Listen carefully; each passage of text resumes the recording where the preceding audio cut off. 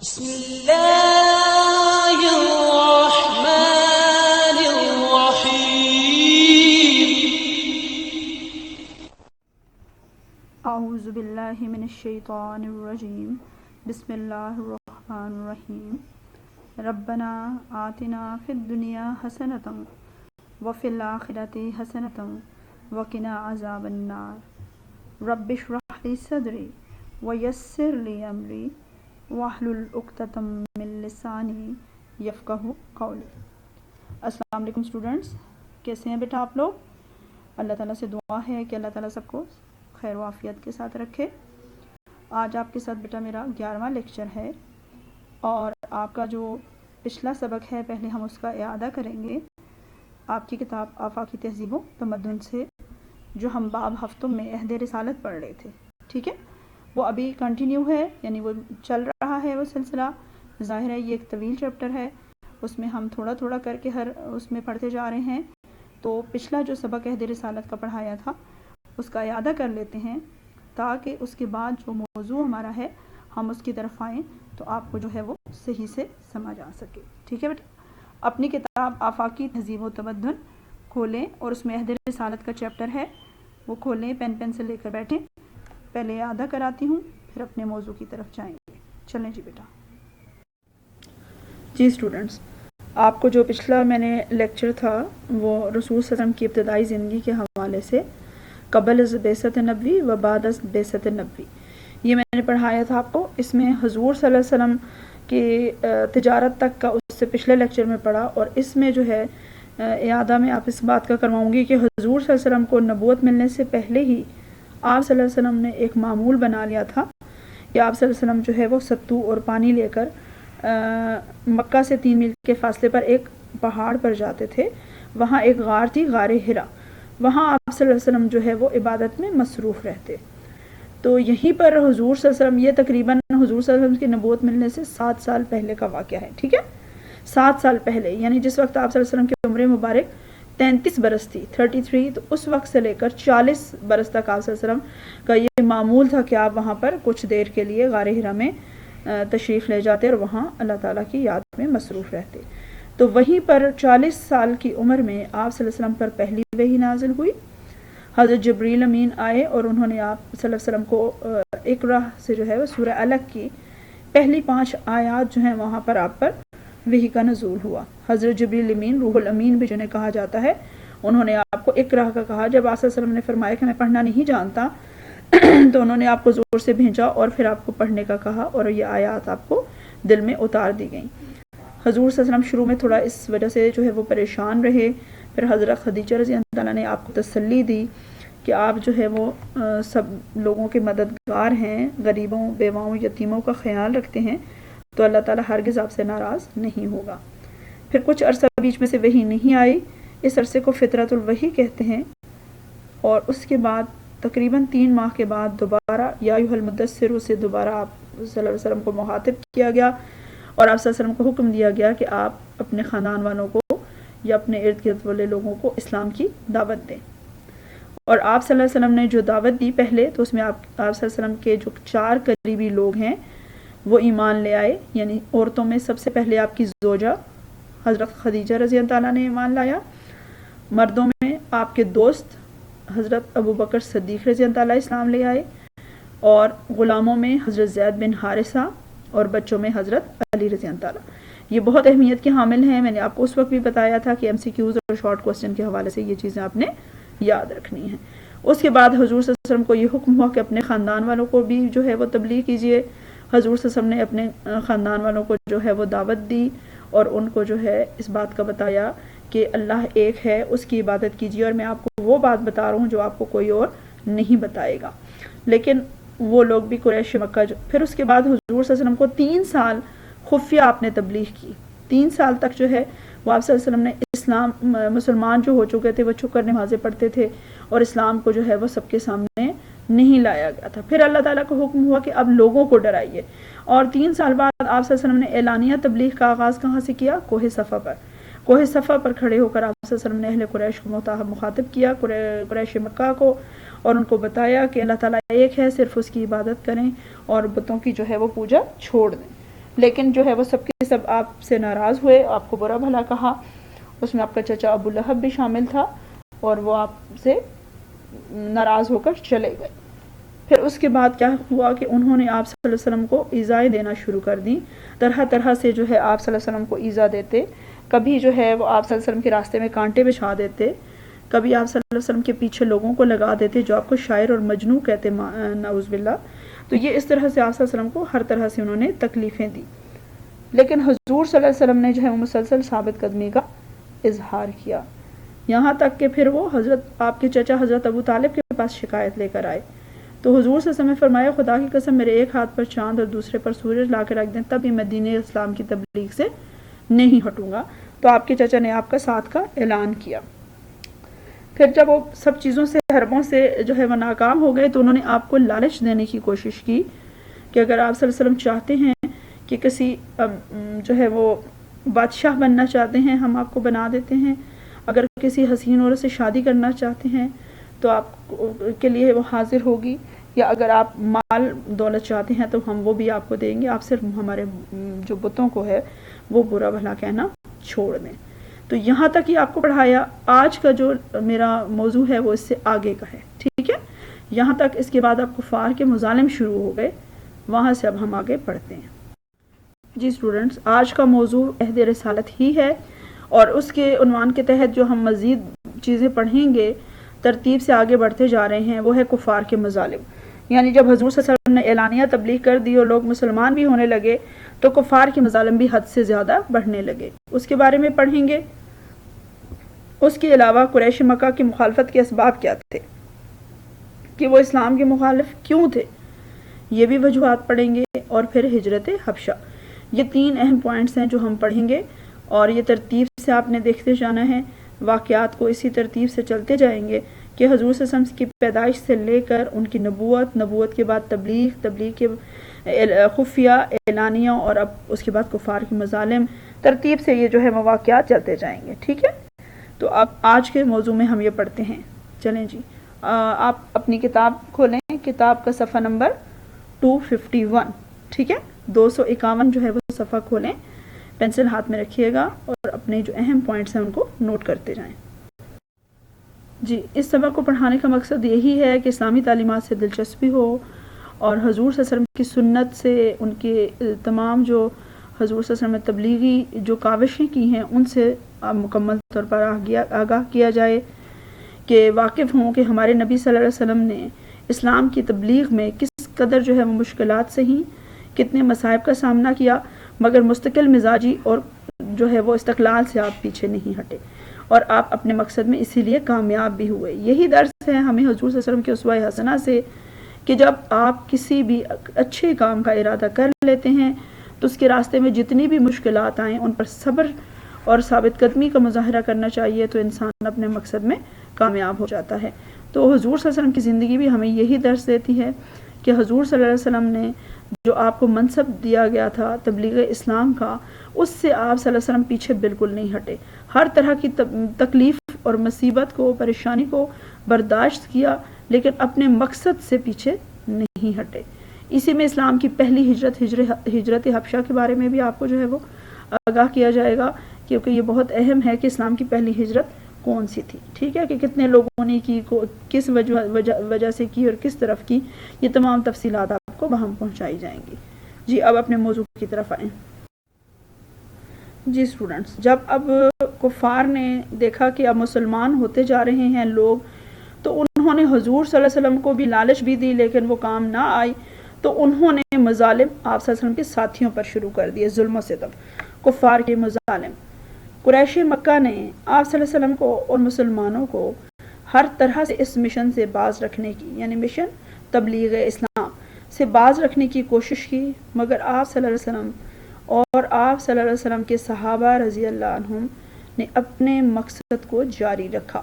یعنی جب مقصد نیک ہو تو اس کے راستے میں جو بھی آزمائشیں یا تکلیفیں آتی ہیں ان کو برداشت کرنا بھی جو ہے وہ بلندی درجات کا باعث ہے. تو بلکہ دعوت کا دائرہ مزید وسیع کر دیا، اور کفار مکہ کی تکالیف، مظالم اور دھمکیوں کو خاطر میں نہ لائے. اس کے بعد قریش مکہ نے آپ صلی اللہ علیہ وسلم کے ساتھ ساتھ آپ صلی اللہ علیہ وسلم کے ساتھیوں کو بھی مظالم کا نشانہ بنایا تاکہ یہ تنگ آ کر آپ صلی اللہ علیہ وسلم کا ساتھ چھوڑ دیں. یعنی جب وہ حضور صلی اللہ علیہ وسلم کو تبلیغ اسلام سے ہٹانے میں ناکام ہو گئے، انہوں نے اب آپ کو پیشکش بھی کر لی لیکن وہاں پہ بھی ناکام ہوئے، تو انہوں نے کیا کیا، اب آپ کے ساتھیوں کو جو ہے وہ ان پر ظلم و ستم شروع کیا تاکہ جو ہے وہ آپ صلی اللہ علیہ وسلم اپنے ساتھیوں کی وجہ سے گھبرا کر جو ہے وہ یہ چھوڑ دیں یا آپ کے ساتھی آپ کا جو ہے وہ ساتھ چھوڑ دیں. مگر نتیجہ برعکس ہوا، یعنی اس سے بھی ان کو فائدہ نہیں ہوا. اب اس میں دیکھتے جائیں جی، یہ جو صحابہ کرام ہیں، یہ ایم سی کیوز میں ان کے حوالے سے آتا ہے کہ یا ایک مختصر جوابات میں پوچھ لیا جاتا ہے کہ حضرت بلال رضی اللہ تعالیٰ کو جو ہے وہ کس طرح سے ظلم ان پر ڈھایا گیا، حضرت خباب، حضرت سمیہ، یہ سب بہت ہی اہمیت کے حامل صحابہ کرام ہیں جنہوں نے تبلیغ اسلام کے دوران جو اسلام قبول کیا اور انہوں نے بہت تکالیف سہیں اور اللہ کے ہاں بلند درجات پائے. تو حضرت بلال رضی اللہ تعالیٰ امیہ بن خلف کے غلام تھے. اب یہ یاد رکھیے گا، اس کو انڈر لائن بھی کریں، حضرت بلال کس کے غلام تھے؟ امیہ بن خلف کے. انہیں تپتی ریت پر لٹا دیا جاتا اور اوپر بھاری پتھر رکھ دیا جاتا. خود سوچیں صحرا میں کس قدر جو ہے وہ گرمائش ہوتی ہے اور وہ ریت کتنی گرمی ابزارب کرتی ہے، تو اس پر وہ آپ کو لٹا دیتے سیدھا اور اوپر بھاری پتھر رکھ دیا جاتا. لوہے کو سرخ کر کے داغا جاتا، مگر حضرت بلال رضی اللہ عنہ اس تکلیف کے باوجود احد احد یعنی اللہ ایک ہے، اللہ ایک ہے کی آواز بلند فرماتے. یعنی انہوں نے ان آزمائشوں میں جو ہے وہ ان پر صبر کیا لیکن اپنے مقصد سے پیچھے نہیں ہٹے. اسی طرح پھر حضرت خباب رضی اللہ تعالیٰ ہے، ان کو آگ کے انگاروں پر لٹا دیا جاتا. ان کے خون اور چربی سے آگ کے انگارے بجھتے تھے. استغفر اللہ، کس قدر جو ہے وہ ان لوگوں کو اس وقت اذیتیں دی گئیں اور ان لوگوں نے اسلام کے اوپر قائم رہے. یہ ہے مستقل مزاجی کہ اللہ کے کو ایک دفعہ ایک مان لیا تو اپنی زندگی جو ہے وہ اللہ کے حضور پیش کر دی لیکن اس سے پیچھے نہیں ہٹے. حضرت سمیہ رضی اللہ عنہ کو ابو جہل نے برچھا مار کر شہید کر دیا. یہ ان کے بارے میں بہت آتا ہے، ٹھیک ہے، کہ یہ پہلی شہید خاتون تھی حضرت سمیہ. حضرت سمیہ رضی اللہ تعالیٰ کو کس نے؟ ابو جہل نے برچھا مار کر شہید کر دیا. یہ اسلام میں پہلی شہید خاتون تھی. آپ کے پہلے شہید آپ نے پڑھا ہے نا کہ جو مردوں میں تھے وہ حضرت حارث بن ابی حالہ تھے اور یہ عورتوں میں حضرت سمیہ رضی اللہ تعالیٰ. پھر حضرت صہیب رومی رضی اللہ تعالیٰ دائرہ اسلام میں داخل ہوئے تو کفار مکہ نے انہیں بھی اس قدر اذیتیں پہنچائیں کہ آخر تنگ آ کر ہجرت کا ارادہ فرمایا. تو کافروں کو یہ بھی گوارا نہ ہوا کہ یہ لوگ کسی دوسری جگہ جا کر آرام سے زندگی بسر کر لیں. یعنی وہ یہ چاہتے تھے کہ کسی بھی طریقے سے ان کو اذیت میں مبتلا کریں کہ یہ دین اسلام سے پھر جائیں. جی اب ہم قریش مکہ کی مخالفت، یعنی اس قدر وہ کیوں ظلم کر رہے تھے، ان کی اسلام کی کیسے ایسے دشمنی تھی کہ وہ اتنی جو ہے وہ ظلم و ستم برائے. تو ہم قریش مکہ کی مخالفت کے اسباب دیکھ لیتے ہیں. نمبر 1 ہے بت پرستی کی مخالفت. قبل از اسلام بیت اللہ میں 360 بت رکھے تھے. کتنے؟ 360. یہ بھی ایم سی کیوز میں آتا ہے کہ بیت اللہ شریف میں کتنے جو ہے وہ بت رکھے ہوئے تھے؟ 360 بت رکھے تھے، جن میں کون کون سے تھے؟ لات، منات، عزا اور حبل. ٹھیک ہے، یہ اب ان کے نام بھی یاد رکھنے ہیں. یہ دیکھیں 2 نمبر میں ایک چھوٹا سا سوال آتا ہے کہ کون کون سے بت رکھے گئے تھے. اگر آپ کو یہ نام لکھ دیں گے تو آپ کو 2 نمبر آرام سے مل جاتے ہیں. تو یہ ساری چیزیں بہت اہمیت کی حامل ہیں جو میں پڑھ رہی ہوں کہ جن میں لات، منات، عزا اور حبل زیادہ مشہور تھے. یہ لوگ ان کی پوجا کرتے تھے، چڑھاوے چڑھاتے تھے، یعنی ان کے اوپر نظریں مان کر ان کے چڑھاوے چڑھاتے تھے. اسلام آیا تو بت پرستی کو مذموم قرار دیا گیا، یعنی اس کی مذمت کی گئی کہ یہ غلط کام ہے اور یہ تعلیم دی گئی کہ اللہ وحدہ لا شریک ہے، کہ اللہ تعالیٰ ایک ہے، اس کا کوئی شریک نہیں، اس کا کوئی ساتھی نہیں، وہ یکتا ہے. اور یہ بت نہ تو کوئی فائدہ پہنچا سکتے ہیں اور نہ نقصان. قریش مکہ کو یہ بات ناگوار گزری اور وہ آپ صلی اللہ علیہ وسلم اور آپ صلی اللہ علیہ وسلم کے صحابہ رضی اللہ عنہ کے دشمن ہو گئے. یعنی اسلام نے بت پرستی کی مخالفت کی کہ یہ بت آپ کو کوئی فائدہ نہیں دیتے، تو ان کے دلوں میں بتوں کی محبت رچی بسی تھی، لہٰذا وہ آپ کے دشمن ہو گئے. پھر دوسرا کیا تھا کہ آباء و اجداد کے دین کو برا کہنا. رسول صلی اللہ علیہ وسلم نے جب اسلام کی دعوت شروع فرمائی تو آپ صلی اللہ علیہ وسلم نے کہا کہ پچھلی تمام شریعتیں منسوخ ہو چکی ہیں. اب اگر دین ہے تو صرف دین اسلام ہے۔ اپنے آباء و اجداد کے دین کو یکسر بھلا کر دین اسلام میں داخل ہو جاؤ۔ لہٰذا قریش مکہ کو اس بات پر غصہ تھا کہ حضور صلی اللہ علیہ وسلم ایک نیا دین کیوں لے آئے ہیں، اپنے والدین کا جو پچھلے ہمارے آباء و اجداد جو کام کرتے چلے آئے ہیں، بتوں کی پوجا، اس کو کیوں یہ منع کر رہے ہیں۔ اس وجہ سے وہ آپ کے مخالف ہو گئے کہ انہوں نے باپ دادا کے دین کو بھلا دیا ہے اور اس کو برا کہہ رہے ہیں۔ پھر تیسری جو وجہ تھی وہ ہے رسم و رواج پر تنقید۔ اسلام سے پیشتر عرب مختلف جاہلانہ رسم و رواج میں مبتلا تھے، یعنی اس سے پہلے جو ہے مختلف جاہلانہ رسوم و رواج تھی۔ بتوں کو پوجنے کے علاوہ بتوں کو وہ خدا تک رسائی کا ذریعہ سمجھتے تھے کہ یعنی یہ بت ہی ہمیں اللہ تک پہنچائیں گے، وہ ہماری باتیں تبھی سنے گا جب یہ بت ہم سے راضی ہوں گے۔ چڑھاوے چڑھاتے، نذرانے پیش کرتے، ننگے بیت اللہ کا طواف کرتے، یعنی اب غیر اخلاقی حرکتوں پر آ گئے تھے جن کا دین سے کوئی تعلق نہیں تھا۔ گھروں میں ان کے پچھواڑوں سے داخل ہوتے، یعنی دروازے سے نہیں آتے تھے، بیک سائڈ سے آتے تھے۔ مطلب تہمت پرستی ان میں بہت زیادہ تھی، غلط کاموں کو انہوں نے جو ہے وہ دین کا حصہ بنا لیا تھا۔ تو دروازے سے داخل ہونے کا اس سے کیا ایسا تھا کہ وہ اس والد کے فوت ہو جانے کے بعد ماں بڑے بیٹے کی ملکیت تصور کی جاتی۔ یہ کس قدر غلط رسم تھی۔ بیٹی کا پیدا ہونا آر سمجھا جاتا تھا، یعنی بہت ان کو برا لگتا تھا۔ بیٹیوں کو زندہ درگور کیا جاتا تھا۔ شادیوں پر کوئی پابندی نہ تھی، یعنی جتنی مرضی شادیاں کر لیں۔ اور آپ نے زہار کی رسم کا بھی پڑھا کہ بیوی سے دل بھر گیا تو اس کو کہا تو میری ماں جیسی ہے، اس سے تعلق ختم کر لیتے، نہ اس کو طلاق دیتے نہ اس سے تعلق رکھتے، یعنی مختلف قسم کی برائیاں ان کے اندر جو ہے وہ شدت اختیار کر چکی تھیں۔ اسلام نے ان تمام غلط رسوم و رواج کی تردید کی جو مخالفت کا سبب بنی، یعنی جو ان میں برائیاں رچ بس گئی تھیں، جب ان کو اس سے منع کیا گیا تو وہ اس بات کے مخالف ہو گئے اور دین اسلام کی مخالفت پر شدت اختیار کر لی۔ جی، جو اگلی وجہ بتائی ہے کہ ان کی مخالفت کی اسلام کی، وہ ہے نسلی تفاخر، یعنی ان کے اندر نسلی تفاخر بہت ہے، نسل کا جو ہے وہ بہت زیادہ فخر کرتے تھے اپنے پر۔ اب قبل از اسلام عرب، یہ بیٹا آپ کی بک سے ہی میں نے کانٹیکسٹ اٹھایا ہے، اس لیے آپ اپنی بک پہ بھی یہ ذرا کریکشن کر لیجئے گا، یہ نسلی تفاخر ہے، ٹھیک ہے نا، کہ اپنے آپ کو جو ہے وہ فخر و غرور کرتے تھے۔ تفاخر لکھا ہوا ہے، یہ تفاخر ہے، یہ اپنی بک پہ بھی ٹھیک کر لیجئے گا۔ نسلی تفاخر، قبل از اسلام عرب مختلف خاندانوں قبیلوں میں منقسم تھے، یعنی تقسیم ہوئے تھے۔ عرب غیر عرب کو اجمی یعنی گونگا کہتے تھے۔ یہ بھی اب سینٹینس بڑا امپورٹنٹ ہے کہ عربی اپنے آپ کو زبان آور اور غیر عرب کو اجمی، یعنی اجمی کی معنی کیا ہے، گونگا کہتے تھے۔ ان کو اپنی نسل پر بڑا فخر تھا۔ اسلام نے ان تمام نسلی تعصبات کو ختم کر دیا۔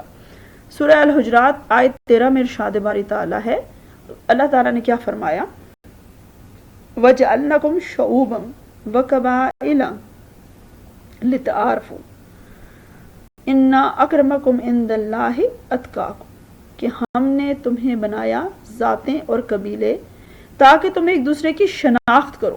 ظاہر ہے اتنی ہی دنیا میں لوگ ہیں، ایک ہی جیسے جو ہے وہ ان کی شکل و صورت ہے، ناک، آنکھیں، سب چیزیں، اب رنگوں سے کتنے لوگوں کو آپ مختلف کر سکتے ہیں۔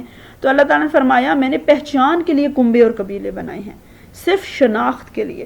بے شک اللہ کے نزدیک تم میں سے سب سے بڑا عزت والا وہ ہے جو سب سے زیادہ پرہیزگار ہے۔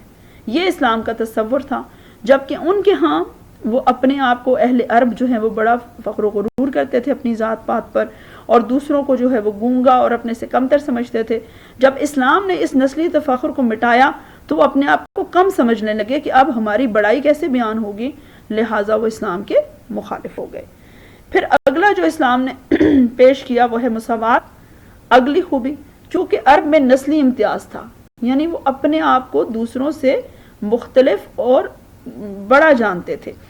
امیر اور غریب میں فرق کیا جاتا تھا، انسانوں کی خرید و فروخت کھلے عام کی جاتی تھی، ٹھیک ہے نا، جو غلام خریدے جاتے تھے۔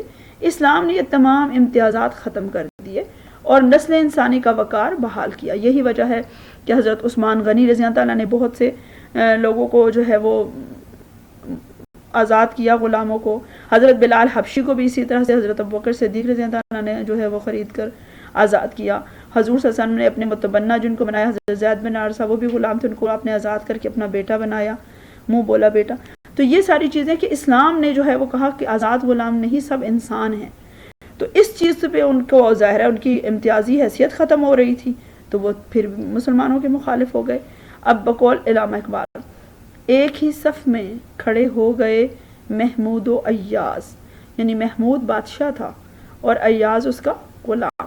تو کیا اسلام کہتا ہے؟ اسلام میں کیا ہوا کہ ایک ہی صف میں کھڑے ہو گئے محمود و ایاز، نہ کوئی بندہ رہا نہ کوئی بندہ نواز، یعنی کوئی بندگی کرنے والا نہیں رہا اور کوئی نوازنے والا نہیں رہا، کیونکہ اللہ ہی کی ذات نوازنے والی ہے اور سب اس کے بندے ہیں.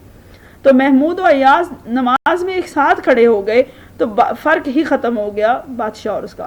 بندہ و صاحب و محتاج و غنی ایک ہوئے، تیری سرکار میں پہنچے تو سبھی ایک ہوئے، یعنی چاہے وہ بندہ ہے یا اس کا صاحب ہے، محتاج ہے یا غنی ہے، اللہ کے حضور سب ایک ہی ہیں. اللہ تعالیٰ سب کو دیکھتا ہے. اگر کسی کا وقار بلند ہوتا ہے تو وہ صرف اور صرف تقوی کی بنیاد پر. جی اس کے بعد جو مزید اب مخالفت کے جو ہے وجوہات ہم دیکھتے چلے جاتے ہیں کہ چھٹے نمبر پر کیا ہے؟ تجارتی مفادات پر زد. زد کہتے ہیں چوٹ آنا، نقصان ہونا جس کا، کہ قریش مکہ بیت اللہ کے مجاور اور کلید بردار تھے، یعنی وہ اس کی دیکھ بھال بھی کرتے تھے اور اس کی چابیاں یعنی اس کی نگران کرنے کے حوالے سے سب چیزیں ان کے ذمہ تھی، ان پر ان کا اس پر اختیار تھا. اسی بنا پر عرب میں قریش کو احترام کی نگاہ سے دیکھا جاتا تھا. ظاہر ہے ایک انسان کا عہدہ جب ملتا ہے تو اس عہدے کا اس کو بڑا مان ہوتا ہے. اب قریشی مکہ کے پاس بھی یہی تھا کہ وہ خانہ کعبہ کے مجاور تھے. قریش کے قافلے ڈاکہ زنی اور لوٹ مار سے محفوظ رہتے تھے، یعنی کیونکہ یہ خانہ کعبہ کے محافظ اور نگہبان تھے اس لیے لوگ احتراماً جو ہے وہ ڈاکو بھی ان کے قافلوں کو نہیں لوٹتے تھے. تو اب قریش مکہ کو یہ خطرہ لاحق ہوا کہ اگر اسلام کو فروغ ہو گیا یعنی فروغ مل گیا تو کہیں ایسا نہ ہو کہ عرب میں ان کے مقام کو نقصان پہنچے. یعنی جو اتنا انہوں نے اپنا نام بنایا ہوا تھا، وہ کہہ رہے تھے کہ اب مسلمان تو سب ایک جیسے ہیں، مساوات ہے، تو پھر یہ ان سے تو بیت اللہ لے لیا جائے گا اس کی مجاوری، تو ان کا تو نام ہی نہیں رہے گا.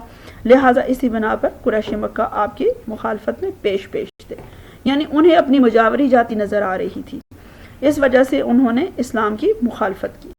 پھر ہے قبائلی نظام کا خاتمہ.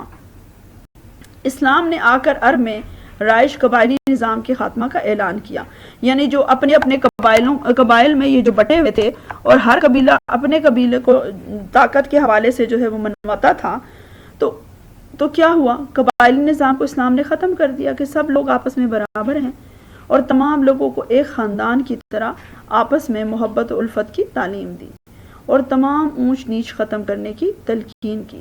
قریش مکہ کو یہ بات پسند نہ آئی کہ ان کے رؤسا یعنی ان کے سردار کی حیثیت ایک عام آدمی کی طرح ہو جائے، یعنی وہ جاہ و مرتبہ کے بڑے شوقین تھے، سرداروں کے شوقین تھے، حکمرانیوں کے شوقین تھے. اسلام نے اس چیز کو ختم کیا کہ سب آپس میں شیر و شکر ہو کر رہیں، کوئی بڑا چھوٹا نہیں، ایک دوسرے کے ساتھ اتفاق سے رہیں. تو یہ چیز ان سے برداشت نہیں ہوئی.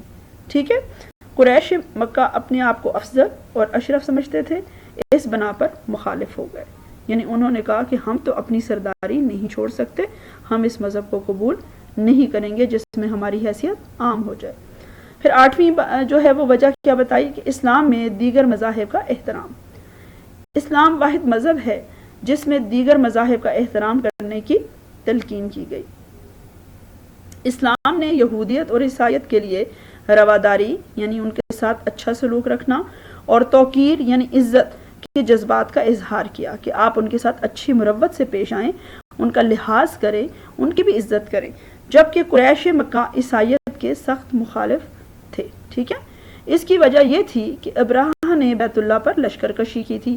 یعنی عیسائی جو ہے وہ ان کے عیسائیوں کو قریش مکہ پسند نہیں کرتے تھے کہ ابراہ کا لشکر، آپ نے اس کے بارے میں سورت بھی پڑھی ہے کہ وہ جو ہاتھیوں کو لے کر آئے اور مکہ پر حملہ کرنے کی کوشش کی، ناکام ہوئے. ابابیلوں نے ان پر کنکر مار کر ان کو تباہ و برباد کر دیا تھا. لیکن قریش مکہ اس وجہ سے اس سے نفرت کرتے تھے کیونکہ اس کا تعلق بھی عیسائیت سے تھا. قریش مکہ اپنے دین کے سامنے کسی دوسرے دین کو برداشت کرنے کے لیے تیار نہ تھے، خواہ وہ اسلام جیسا ہی دین کیوں نہ ہو. یعنی وہ کسی بھی نئے دین کو قبول کرنے کے لیے رضامند نہیں تھے، وہ صرف اپنے آپ کو درست سمجھتے تھے۔ جی اب جب قریش مکہ کے مظالم حد سے بڑھے تو حضور صلی اللہ علیہ وسلم نے مسلمانوں کو جو ہے وہ حبش ایک علاقہ تھا اس کی طرف ہجرت کرنے کی اجازت دی۔ ہجرت حبشہ اولا، یعنی یہ 2 دفعہ ہجرت کی گئی، اس لیے اولا کا مطلب پہلی ہجرت۔ وہ کب ہوئی؟ رجب کے مہینے میں اور نبوت کے 5ویں سال، 5 نبوی، یہ آپ نے یاد رکھنا ہے، ٹھیک ہے؟ کیونکہ ایم سی کیوز میں پوچھا جاتا ہے کہ پہلی ہجرت حبشہ کب ہوئی، دوسری ہجرت حبشہ کب ہوئی، کتنے لوگوں نے ہجرت کی۔ اب اس میں بہت ساری چیزیں ہیں جو آپ نے غور سے سننی ہیں۔ تو ہجرت حبشہ اولا یعنی پہلی ہجرت رجب کے مہینے میں 5 نبوی، یعنی حضور صلی اللہ علیہ وسلم نبوت کے 5 سال بعد جو ہے وہ مسلمانوں پر جب حد سے زیادہ ظلم بڑھے تو کیا ہوا؟ کفار مکہ نے مسلمانوں کو اذیتیں پہنچانے اور پریشان کرنے میں کوئی کسر نہ اٹھا رکھی۔ تو حضور صلی اللہ علیہ وسلم نے صحابہ رضی اللہ تعالیٰ کو اپنی جان اور ایمان بچانے کی خاطر حبشہ کی طرف ہجرت کرنے کی اجازت مرحمت فرمائی، یعنی اجازت دے دی۔ حبشہ کے بارے میں آپ سن لیں، حبشہ کا ملک حجاز کے مغرب میں واقع ہے، ٹھیک ہے؟ حبشہ کا ملک حجاز کے مغرب میں واقع ہے۔ عربوں کے تعلقات حبشہ سے کافی پرانے تھے، عرب تجارت کی غرض سے یہاں جاتے رہتے تھے۔ یہاں کا حکمران نجاشی کہلاتا تھا۔ کیا کہلاتا تھا؟ نجاشی، یعنی جیسے فرعون مصر کے کہلاتے تھے، اب حبشہ کو جو ہے وہ حکمران کا نجاشی لقب تھا اور اس نجاشی کا اصل نام اسہمہ تھا، ٹھیک ہے؟ اب یہ دونوں چیزیں آپ نے یاد رکھنی ہے کہ حبشہ کا حکمران نجاشی کہلاتا تھا اور اس وقت جو حکمران تھا اس کا نام اسہمہ تھا۔ یہ بہت شریف النفس اور نیک دل آدمی تھا۔ اب کیا ہوا؟ اس ہجرت میں کتنے؟ 11 مرد اور 4 عورتیں شامل تھے۔ پہلی ہجرت میں ٹوٹل 15 لوگ گئے جس میں 11 مرد اور 4 عورتیں شامل تھے، جو جدہ کی بندرگاہ سے رات کے اندھیرے میں روانہ ہوئے۔ اس قافلہ میں حضرت عثمان رضی اللہ تعالیٰ اور ان کی اہلیہ نے بھی ہجرت فرمائی۔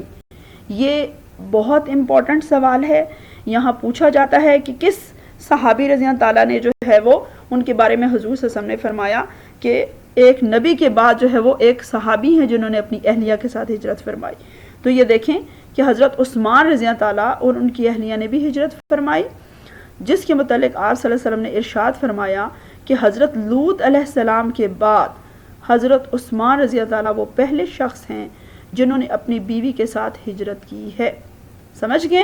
یہ آپ نے یاد رکھنا ہے کہ حضور صلی اللہ علیہ وسلم نے حضرت لوط علیہ السلام کے بعد فرمایا پہلے حضرت عثمان رضی اللہ تعالیٰ صحابی ہیں جنہوں نے اپنی بیوی کے ساتھ ہجرت فرمائی۔ اہل حبشہ نے مسلمانوں کا استقبال کیا۔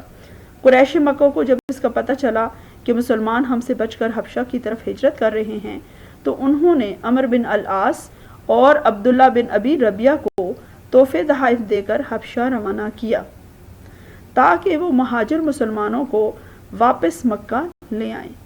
قریشی وفد نے نجاشی بادشاہ کی خدمت میں درخواست کی۔ اب آگے دیکھ لیتے ہیں انہوں نے کیا درخواست کی۔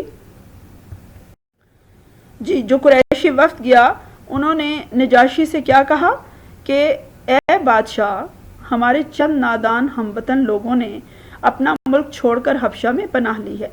یہ لوگ عجیب و غریب عقائد و اعمال کے حامل ہیں، دوسروں کا ایمان خراب کرتے ہیں۔ آپ انہیں ہمارے حوالے کر دیں تاکہ انہیں واپس لے جا کر ان کی اصلاح کر سکیں۔ یعنی اپنی طرف سے وہ ان کو گمراہ کہتے تھے مسلمانوں کو، اور اب وہ واپس ان کے پیچھے حبشہ بھی آ گئے ان کو وہاں سے لینے کے لیے، مسلمانوں کو جو 15 لوگ آئے تھے۔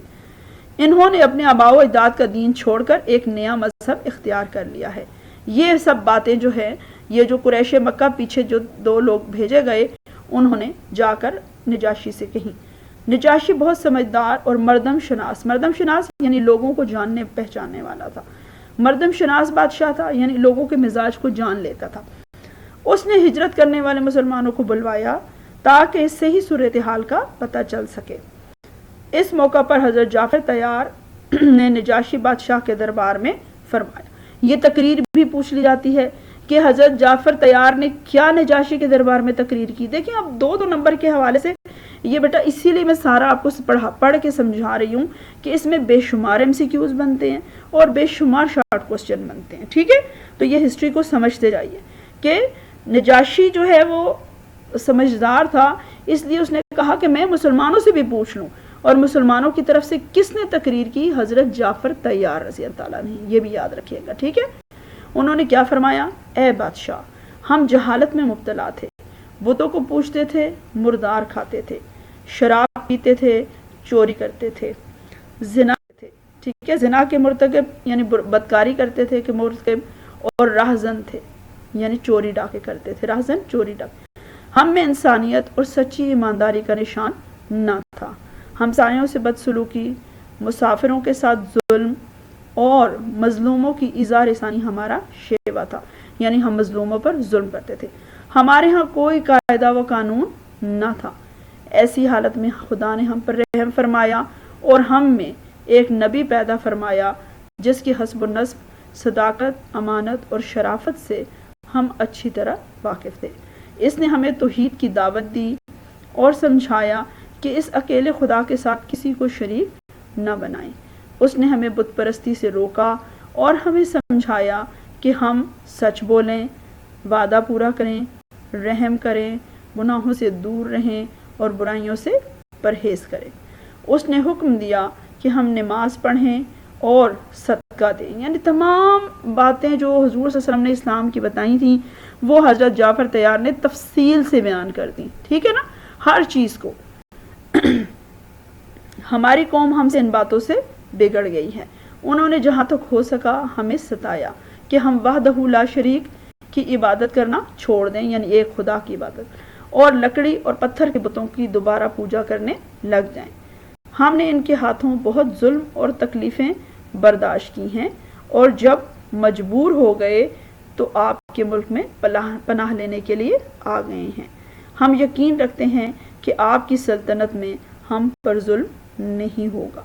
یعنی انہوں نے ایک جامع تقریر کر کے بتایا کہ ہم نے کیوں یہ دین قبول کیا. پہلے اپنی برائیوں کو بتایا کہ ہمارے معاشرے میں کون کون سی برائیاں تھیں، اور پھر حضور صلی اللہ علیہ وسلم نے ہمیں کون کون سی اچھائیوں کی تلقین کی، پوری جو ہے وہ تفصیل اس کے سامنے تقریر کی دربار میں، اور پھر وہ اس سے متاثر ہوا. اب جب حضرت جعفر طیار نے جو ہے وہ تقریر مکمل کر لی تو نجاشی بادشاہ نے حضرت جعفر طیار رضی اللہ عنہ کی یہ تقریر سن کر کہا، مجھے قرآن سناؤ. یعنی اس میں تجسس ہوا، یہ اتنی اچھی باتیں سکھانے والا آخر کیا دین ہے جو تمہارے نبی صلی اللہ علیہ وسلم پر نازل ہوا ہے. اس پر حضرت جعفر طیار نے سورہ مریم کی، اب یہ بھی MCQs میں آتا ہے کہ کون سی سورت کی آیات تلاوت کی، سورہ مریم کی چند آیات تلاوت فرمائیں، جنہیں سن کر نجاشی بادشاہ رونے لگا اور کہا، اب سن لیں جی، بخدا خدا کی قسم، یہ کلام اور حضرت عیسیٰ علیہ السلام پر نازل شدہ کلام ایک ہی چراغ کے دو پرتوں ہیں. پرتوں کا مطلب عکس، یعنی چراغ کا اس طرف عکس پڑے یا اس طرف، وہ ایک ہی ہے. یعنی وہ حضرت عیسیٰ علیہ السلام کا پیروکار تھا، عیسائی تھا. تو اب اس نے تصدیق کی کہ حضور صلی اللہ علیہ وسلم نے بھی بالکل برحق باتیں کی. محمد صلی اللہ علیہ وسلم تو وہی رسول ہیں جن کی خبر یسوع مسیح علیہ السلام نے دی تھی. اللہ کا شکر ہے کہ مجھے اس رسول کا زمانہ ملا. یعنی وہ آپ پر اس نے اسلام دل سے قبول کر لیا، آپ صلی اللہ علیہ وسلم پر ایمان لے آئے. اس کے بعد نجاشی بادشاہ نے قریش مکہ کے نمائندوں کو صاف جواب دے دیا. عمر بن العاص کو ایک اور ترکیب سوچی، ٹھیک ہے نا، جو اب گئے ہوئے تھے عمر بن العاص جو قریش مکہ کی طرف سے، اور نجاشی بادشاہ سے کہا، بادشاہ سلامت، یہ لوگ حضرت عیسیٰ علیہ السلام کے بارے میں اچھی عقائد نہیں رکھتے. اب انہوں نے دیکھا کہ دین اسلام سے تو وہ خود بہت زیادہ جو ہے وہ اس کو یہ دین پسند آیا اور اس نے حق گوئی کی. تو اب انہوں نے حضرت عیسیٰ علیہ السلام کے متعلق وسوسہ ڈالا کہ یہ مسلمان ان کے بارے میں اچھی عقائد نہیں رکھتے. اس کے جواب میں حضرت جعفر طیار رضی اللہ عنہ نے بلا خوف و خطر فرمایا کہ کیا ہے، حضرت عیسیٰ علیہ السلام اللہ کے بندے ہیں، اس کے پیغمبر اور روح اللہ ہے. وہ ایک پاک دامن دوشیزہ، یعنی جو نوجوان خاتون ہوتی ہے اس کو دوشیزہ کو القا یعنی دیے گئے، عطا کیے گئے جس کو کسی بشر نے مس نہیں کیا تھا. یعنی حضرت مریم علیہ السلام کے بیٹے ہیں، ان کو روح اللہ کا لقب دیا گیا ہے، اللہ کے بندے ہیں. تو اب اس بات پر جو ہے وہ نجاشی نے ایک تنکا اٹھا کر کہا، تو نے حضرت عیسیٰ علیہ السلام کے بارے میں جو کچھ کہا ہے وہ اس تنکے کے برابر بھی اس سے زیادہ نہیں ہے. یعنی ایک تنکے سے بھی زیادہ آپ نے جو ہے وہ اس میں کوئی غلط غلط بات ایک تنکے کے برابر بھی نہیں کی. اس کا مطلب یہ کہ اس قدر سچ بات کیا کہ ایک تنکے کے برابر بھی اس میں جھوٹ نہیں ہے. چنانچہ قریش مکہ کے سفیر ناکام و نامراد واپس لوٹے. یعنی نجاشی جو ہے وہ اور اسلام کا قائل ہو گیا اور ان کو منہ کی کھانی پڑی اور ان کو اسی طرح نامراد واپس آنا پڑا. اب دوسری ہجرت حبشہ دیکھ لیتے ہیں. ہجرت حبشہ ثانیہ پہلی 5 نبوی کو ہوئی اور یہ اگلے سال 6 نبوی. کب ہوئی؟ 6 نبوی یعنی اگلے ہی سال. پہلی ہجرت حبشہ میں 15 مسلمان ہجرت کر کے گئے تھے. کتنے؟ 11 مرد اور 4 عورتیں. 15. وہاں یہ مسلمان آرام و چین سے زندگی گزار رہے تھے. مکہ کے ظلم و تشدد سے انہیں نجات ملی تھی. انہی دنوں حبشہ میں یہ افواہ پھیل گئی کہ اہل مکہ نے اسلام قبول کر لیا ہے. لہٰذا کچھ لوگ خبر سنتے ہی واپس مکہ کی طرف لوٹ آئے، مگر جب مکہ کے نزدیک پہنچے تو پتہ چلا کہ خبر غلط تھی. تو کچھ لوگ مکہ میں داخل ہو گئے اور کچھ لوگ واپس حبشہ کی طرف چلے گئے. دوسری ہجرت حبشہ میں 83 مرد اور 18 عورتیں شامل تھیں. ٹھیک ہے، 83 کتنے مرد شامل تھے؟ 83 مرد تھے اور 18 عورتیں شامل تھیں. اب دوسری ہجرت حبشہ یاد رکھیے گا 1 سال بعد ہوئی اور اس میں تعداد بہت زیادہ ہو گئی تھی. ٹھیک ہے نا، پہلی میں ٹوٹل 15 تھے اور اس میں 11 مرد 4 عورتیں. اس میں 83 مرد اور 18 عورتیں شامل تھیں. اور یہ اس پر نوٹ لکھنے کے لیے آتا ہے، اس لیے آپ نے بیٹا جی ان دونوں ہجرتوں کو اپنے جو ہے وہ یاد کرنا ہے. جی اب 6 نبوی کے حوالے سے 2 اور اہم واقعات تھے، اس لیے ان کو ساتھ ہی بتاؤں گی.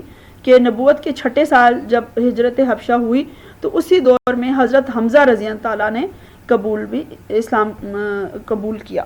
حضرت حمزہ رضی اللہ تعالیٰ کون تھے؟ حضور صلی اللہ علیہ وسلم کے چچا. 6 نبوی میں قریش مکہ کے 2 بہادر اشخاص نے اسلام قبول کیا، جن کی وجہ سے اسلام اور مسلمانوں کو بہت تقویت حاصل ہوئی. ان میں سے ایک حضرت حمزہ رضی اللہ تعالیٰ تھے. اب یہ سارا ان کو دیکھ لیں جی. حضرت حمزہ رضی اللہ تعالیٰ پہلے میں نے تعارف ہے بتا دیا جو پہلا آپ کو نظر آئے گا، اور دوسرے میں ان کا قبول اسلام کا واقعہ ہے. ٹھیک ہے نا، تو کون تھے؟ 6 نبوی کو آپ نے جو ہے وہ اسلام قبول کیا. حضرت حمزہ رضی اللہ تعالیٰ نبی اکرم صلی اللہ علیہ وسلم کے چچا اور رضائی بھائی تھے، یعنی دودھ شریک بھائی بھی تھے. ٹھیک ہے، یہ آپ صلی اللہ علیہ وسلم کے ہم عمر تھے. ٹھیک ہے، یہ بھی بات یاد رکھیے گا اگر آ جائے کہ آپ کے کون سے چچا آپ کے ہم عمر تھے. حضرت حمزہ رضی اللہ تعالیٰ اور آپ سے بہت زیادہ محبت کرتے تھے. ایک روز نبی کریم صلی اللہ علیہ وسلم کو ابو جہل نے بہت برا بھلا کہا. اب یہ اسلام قبول کرنے کا واقعہ ہے. اور گستاخی سے پیش آیا. آپ صلی اللہ علیہ وسلم کو پتھر مارا جس سے خون بہہ نکلا. حضرت حمزہ رضی اللہ تعالیٰ کو پتہ چلا تو حضرت حمزہ رضی اللہ تعالیٰ نے اپنی کمان، یعنی جس سے تیر جو ہے وہ چلایا جاتا ہے، اپنی کمان ابو جہل کے سر پر اتنی زور سے ماری کہ اس کا سر پھٹ گیا. حضرت حمزہ رضی اللہ تعالیٰ نبی کریم صلی اللہ علیہ وسلم کے پاس گئے اور کہا، بھتیجے تم یہ سن کر خوش ہوگے کہ میں نے ابو جہل سے تمہارا بدلہ لے لیا ہے. نبی اکرم صلی اللہ علیہ وسلم نے فرمایا، چچا جان میں ایسی باتوں سے خوش نہیں ہوا کرتا، ہاں آپ مسلمان ہو جائیں تو مجھے بڑی خوشی ہوگی. حضرت حمزہ رضی اللہ تعالیٰ اسی وقت مسلمان ہو گئے. سبحان اللہ. یعنی اپنے بھتیجے سے اس قدر محبت کرتے تھے کہ انہوں نے جو خواہش کا اظہار کیا تو آپ نے فوراً ایمان قبول کر لیا. اور یہ بہت بہادر اشخاص میں ان کا جو ہے وہ شمار ہوتا تھا حضرت حمزہ رضی اللہ تعالیٰ کا. اس سے اسلام کو بڑی تقویت ملی. جی اب 6 نبوی سے آپ نے متعلقہ 3 واقعات یاد رکھنے ہیں کہ 6 نبوی کو ہی جو ہے وہ ہجرت حبشہ ہوئی. دوسری 6 نبوی میں ہی حضرت حمزہ رضی اللہ تعالیٰ اور حضرت عمر رضی اللہ تعالیٰ نے اسلام قبول کیا. ٹھیک ہے، یہ 6 نبوی بڑی اہمیت کی حامل ہے. نبوت کا 6 سال. تو یہ دیکھ لیں حضرت عمر رضی اللہ تعالیٰ کا قبول اسلام. حضرت حمزہ رضی اللہ تعالیٰ کے اسلام لانے کے 3 روز بعد، کتنے؟ 3 روز بعد حضرت عمر بن خطاب رضی اللہ تعالیٰ دائرہ اسلام میں داخل ہوئے. یہ ساری چیزیں ایسی ہیں بیٹا جی جو میں اس لیے اس کو پڑھ رہی ہوں کہ یہ سب MCQs کے حوالے سے بہت اہمیت کی حامل ہیں. تو کتنا؟ حضرت حمزہ رضی اللہ تعالیٰ کے اسلام لانے کے 3 روز بعد حضرت عمر بن خطاب رضی اللہ تعالیٰ دائرہ اسلام میں داخل ہوئے. وہ قریش مکہ کی طرف سے بیرون ملک سفارتکار کا کام انجام دیتے تھے. بہت دلیر اور بہادر تھے. نبوت کے 6 برس رسالت میں آپ صلی اللہ علیہ وسلم نے برگاہ ایزدی میں یعنی اللہ کے حضور دعا مانگی کہ 2 عمروں حضرت عمر بن خطاب یا عمر بن حشام، ٹھیک ہے نا، یہ ابو جہل کا نام تھا، عمر بن حشام، ابو جہل میں سے کسی ایک کو اسلام کی ہدایت عطا فرما۔ یہ دعا آپ صلی اللہ علیہ وسلم نے بدھ کے روز مانگی اور جمعرات کے روز حضرت عمر رضی اللہ تعالیٰ مسلمان ہو گئے۔ سبحان اللہ، حضور صلی اللہ علیہ وسلم نے خود جو ہے وہ یہ اس قدر بہادر تھے دونوں کہ آپ نے فرمایا کہ اسلام سے ان کو تقویت ملے گی جو بھی اسلام قبول کرے گا۔ تو پھر حضرت عمر رضی اللہ تعالیٰ 45 مردوں اور 21 عورتوں کے بعد مسلمان ہوئے۔ یہ MCQs کے حوالے سے یہ بھی بہت امپورٹنٹ ہے کہ جب 45 مرد اسلام قبول کر چکے تھے اور 21 عورتیں، تو اس کے بعد حضرت عمر رضی اللہ تعالیٰ نے اسلام قبول کیا اور نبوت کے 6 برس کیا، ٹھیک ہے۔ اب ان کی جو ہے وہ قبولیت اسلام کا واقعہ پڑھ لیتے ہیں۔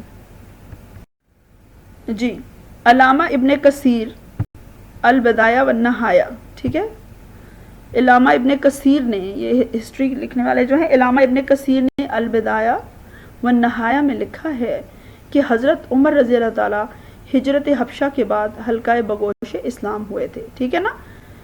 ابتدا میں حضرت عمر رضی اللہ تعالیٰ اسلام اور مسلمانوں کے سخت دشمن تھے، مسلمانوں کو بہت زیادہ مارتے اور اذیتیں پہنچاتے تھے۔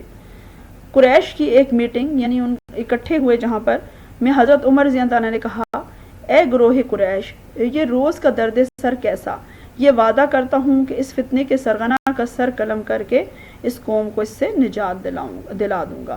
اس سے ابو جہل بہت خوش ہوا اور کہنے لگا، عمر اگر تم یہ مہم سر کر لو، یعنی اگر یہ کام کر لو تو 100 اونٹ اور 1000 اوقیہ چاندی بطور نذرانہ پیش کروں گا۔ یعنی اس نے آپ کو جو ہے وہ اس بات پر اور اکسایا کہ آپ جائیں اور خدا نخواستہ نعوذ باللہ حضور صلی اللہ علیہ وسلم کو ختم کر دیں۔ اور پھر یہ آپ نے یہ بات پوری کی، چنانچہ حضرت عمر رضی اللہ تعالیٰ جو ہیں وہ حضور صلی اللہ علیہ وسلم کی قتل کے ارادے سے حضرت ارقم رضی اللہ، دار ارقم جہاں پر حضور صلی اللہ علیہ وسلم جو ہے وہ درس دیا کرتے تھے، حضرت ارقم کے گھر کی طرف چل پڑے۔ راستہ میں حضرت نعیم بن عبداللہ نے رضی اللہ تعالیٰ ملے، انہوں نے وجہ دریافت کی اور کہا، پہلے اپنے گھر کی تو خبر لو، تمہاری بہن اور بہنوئی مسلمان ہو چکے ہیں۔ حضرت عمر رضی اللہ تعالیٰ نے آگے جانے کی بجائے بہن بہنوئی کے گھر کا رخ کیا، غصہ کی حالت میں گھر میں داخل ہوئے اور انہیں خوب مارا۔ بہن نے اپنے بہنوئی کو خوب مارا، چھڑانے کی کوشش کی تو انہیں بھی زخمی کر دیا۔ بہن کو خون آلود دیکھ کر آپ رضی اللہ تعالیٰ کی طبیعت میں کچھ نرمی پیدا ہوئی اور کہا کہ جو کچھ تم پڑھ رہے تھے مجھے دکھلاؤ۔ آپ کی بہن نے جواب دیا کہ اس قرآن کو شرک کی نجاست سے آلودہ شخص ہاتھ نہیں لگا سکتا۔ حضرت عمر رضی اللہ تعالیٰ نے غسل فرمایا اور وہ اوراق پڑھے اور کہہ اٹھے، یہ کتنا اچھا کلام ہے۔ پھر نبی کریم صلی اللہ علیہ وسلم کی خدمت اقدس میں حاضر ہوئے اور عرض کی، اے خدا کے رسول، میں اس لیے حاضر ہوا ہوں کہ اللہ کے رسول پر ایمان لے آؤں۔ یعنی ایک جگہ ہم نے یہ بھی پڑھا کہ حضرت اسی طرح تلوار سونتے ہوئے چلے گئے اور دروازہ کھٹکھٹایا تو صحابہ رضی اللہ عنہ نے فرمایا کہ عمر آئیں اور ہاتھ میں تلوار ہے، تو حضور صلی اللہ علیہ وسلم فرمایا آنے دو۔ جب آپ اندر گئے اور آپ نے ایمان کا جو ہے وہ ایمان لانے کا ارادہ ظاہر کیا تو پھر کیا ہوا کہ یہ سن کر نبی کریم صلی اللہ علیہ وسلم اور صحابہ نے نعرہ تکبیر بلند کیا۔ سبحان اللہ۔ حضور صلی اللہ علیہ وسلم نے حضرت عمر رضی اللہ تعالیٰ کو کلمہ پڑھایا۔ اس طرح حضرت عمر رضی اللہ تعالیٰ دائرہ اسلام میں داخل ہوئے۔ حضرت حمزہ رضی اللہ تعالیٰ اور حضرت عمر رضی اللہ تعالیٰ کے اسلام لانے سے اسلام کو بڑی تقویت حاصل ہوئی۔ یہ جملہ بھی پوچھا جا سکتا ہے کہ کن 2 صحابہ کرام کے اسلام قبول کرنے سے اسلام کو بڑی تقویت حاصل ہوئی، تو وہ حضرت حمزہ رضی اللہ تعالیٰ اور حضرت عمر رضی اللہ تعالیٰ ہیں۔ جی اسٹوڈنٹس، آج کا اتنا ہی آپ کو جو میں نے کروانا ہے، جو آپ آسانی سے اس کو پڑھ سکیں اور یاد کریں۔ اب آپ نے اس سبق کو اچھے طریقے سے پڑھنا ہے۔ اس میں سے MCQs جو میں نے آپ کو بے شمار ساتھ ساتھ بتائے ہیں وہ بھی یہ ذہن نشین کریں، اور آپ کو میں نے 2 سوال دیے ہیں جن پر آپ جو ہے as a long question notes کی صورت میں آپ ان کو تحریر کریں گے۔ نمبر 1 ہے قریشی مکہ کی اسلام مخالفت کے اسباب تحریر کریں، اور دوسرا ہجرت حبشہ پر تفصیلی نوٹ لکھیں، ٹھیک ہے۔ یہ کام آپ نے بیٹا جی نیٹ کاپیز پر کرنا ہے، اور یہ اس لیے دیا کہ آپ جب لکھیں گے تو انشاءاللہ آپ کو یاد بھی ہوگا۔ اپنا بہت خیال رکھیے گا، پھر انشاءاللہ ملاقات ہوگی۔ اللہ حافظ۔